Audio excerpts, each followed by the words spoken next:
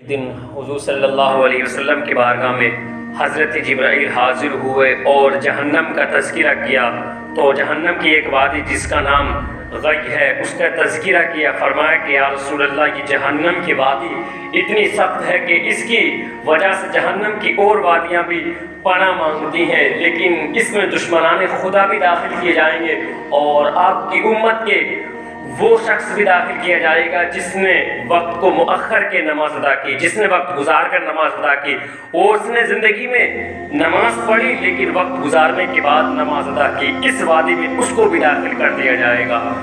اور میرے حضور صلی اللہ علیہ وسلم نے فرمایا کہ قیامت کے دن جب نفسی کا عالم ہوگا اور تمام مخلوق رب کے سامنے کھڑی ہوگی تو اس وقت میرے غلام میری صف میں کھڑے ہوں گے اور دشمنان خدا کی صف میں بھی میری امت کا وہ شخص کھڑا ہوگا جس نے وقت گزار کر نماز ادا کی. ان کو قیامت کے دن فرعون کے ساتھ کھڑا کیا جائے گا، حامان کے ساتھ کھڑا کیا جائے گا اور ابی بن خلف کے ساتھ جو ہے کھڑا کیا جائے گا. پھر اب ہم سوچنے کی ہمیں ضرورت ہے کہ ہم حضور کے سامنے کھڑے ہوں گے لیکن ہم قارون کے ساتھ، فرعون کے ساتھ اور حامان کے ساتھ کھڑے ہوں گے، ابی بن خلف کے ساتھ دشمنان خدا کے صف میں کھڑے ہوں گے تو نگاہیں غیرت سے جھکی ہوں گی اور سر شرم سے جھکے ہوں گے. اس وقت رب کیا کیفیت ہوگی اور دل خوف خدا سے لرز رہے ہوں گے. اور پھر جو پنجگانہ نماز ادا کرتے ہیں وہ میرے حضور کے صف میں کھڑے ہوں گے، وہ میرے حضور کے ساتھ کھڑے ہوں گے اور انہیں یہ خوشی محسوس ہوگی کہ ہم چند لمحات کے بعد اب جنت میں داخل کر دی جائیں گی. جنت الفردوس کے جو انعامات سے ہمیں نوازا جائے گا، جنت کی جو نعمتیں ہیں ان سے جو ہمیں سرفراز کیا جائے گا. اور جو بے نمازی ہوں گے وہ یہ سوچ رہے ہوں گے چند ہی لمحات کے بعد جو ہمیں جہنم میں داخل کر دیا جائے گا اور جہنم کی آگ میں ہمیں جھونک دیا جائے گا. تو پھر دشمنان خدا کے ساتھ کھڑے ہو تو پھر کیسا محسوس ہوگا.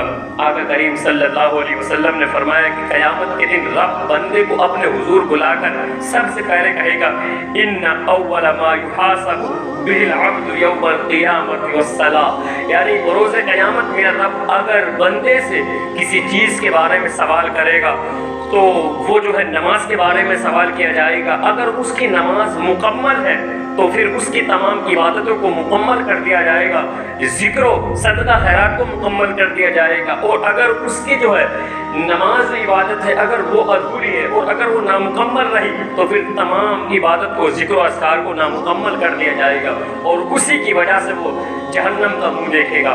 آقا کریم صلی اللہ علیہ وسلم نے فرمایا، میں اپنے نبی کی ایک حدیث سناؤں. آقا کریم نے فرمایا کہ 3 لوگ ایسے ہیں جو قیامت کے دن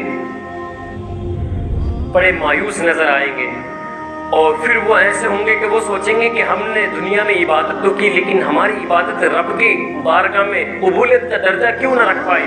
تو پھر فرمایا آقا کریم نے وہ شخص ہوں گے، وہ 3 شخص ہیں جن کی اللہ عبادت قبول نہیں کرتا. ایک وہ شخص جس نے نماز تو ادا کی لیکن وقت گزارنے کے بعد نماز ادا کی، اور دوسرا وہ شخص کہ جس نے اپنے ماں باپ کے ساتھ بدزبانی کی، اپنے ماں باپ کو ستایا اور ان کے ساتھ جو ہے بدسلوکی کی. تیسرا وہ شخص جس نے اپنے جسم کے اندر حرام لقمہ اتارا. تو اللہ ان کی تینوں لوگوں کی عبادت قبول نہیں کرتا ہے. یہ 3 شخص ایسے جن کی عبادتوں کو رد کر دیا جاتا ہے، ان کی عبادت رب کی بارگاہ میں درجہ قبولیت کا درجہ نہیں رکھتی. پہلا وہ شخص جو وقت گزار کر نماز ادا کرے، دوسرا اپنے ماں باپ سے بدزبانی، تیسرا وہ شخص جو اپنے جسم کے اندر حرام لقمہ اتارتا. اللہ ان کی عبادتیں قبول نہیں کرتا، اللہ ان کی عبادتیں قبول نہیں کرتا.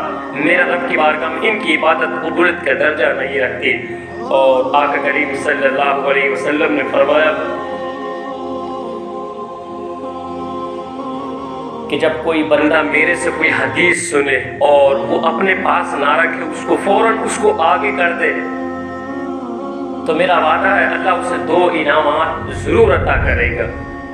2 نعمتوں سے، 2 انعامات سے نوازے گا. پہلا انعام یہ ہوگا کہ جب بندے کو قبر میں اتار دیا جاتا تو کتنی تاریکی اور دہشت ہوتی. فرمایا کہ اس وقت اس کو کوئی دہشت نہ ہوگی جس نے میرے سے کوئی حدیث سنی اور آگے کر دی.